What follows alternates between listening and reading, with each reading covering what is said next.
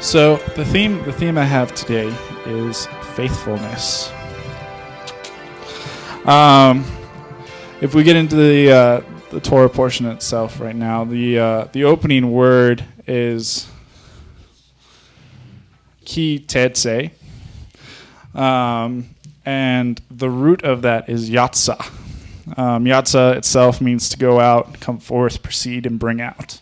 It's kind of it's a good word, but it's used in several pivotal moments in the Torah. So when the animals come out of the ark, they yatsa. It's used in the going forth of a year as it's closed, as in the harvest season, and it's used, so the Lord went out into the midst of the Egyptians to smite their firstborn. The Lord who brought Israel out of Egypt, that famous formula there. And it's kind of used very pivotably in that sense. The observer of the word who uses yatsa is outside the point of departure, right? Because all of these events are a point of departure. And the observer is outside of that, but also speaks from the perspective of the departing. And that's kind of the Hebrew itself just being interesting as always.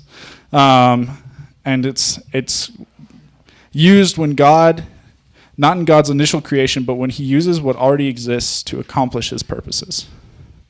So he's using what is already there to accomplish his purposes. And so at this point in time, we're getting prepared, Israel as a nation, to move on from God walking directly with us in all things, leading us.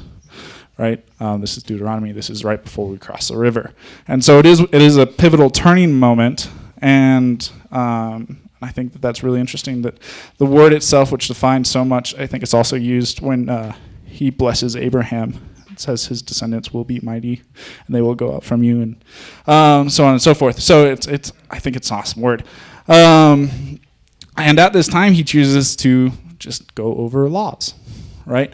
And I think that gets explained a little bit better if we go to the half Torah, which is Isaiah 54, 1 through 10.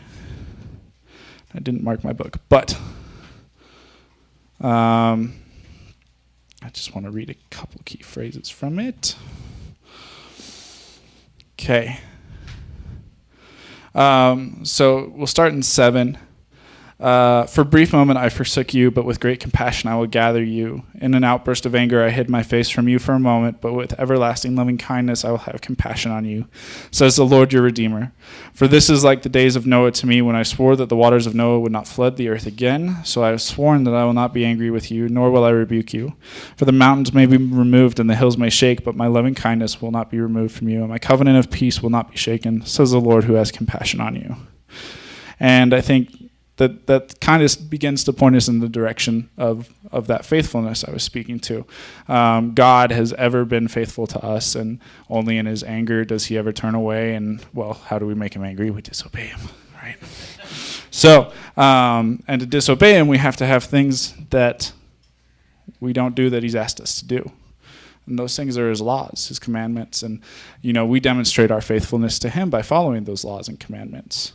And so he says to us, I will always be faithful to you so long as, you follow my laws. You're faithful to me, and you show that you're faithful to me. And it's at this pivotal time that he really tries to hammer that into us. He says, look, I love you. I will always love you, but I need you to show me that you love me too.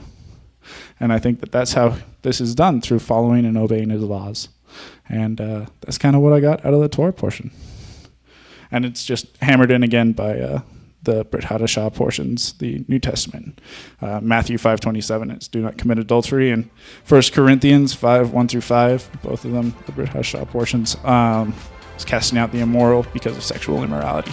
And again, those are two really big ways to come against his laws. So, that's my Torah deep.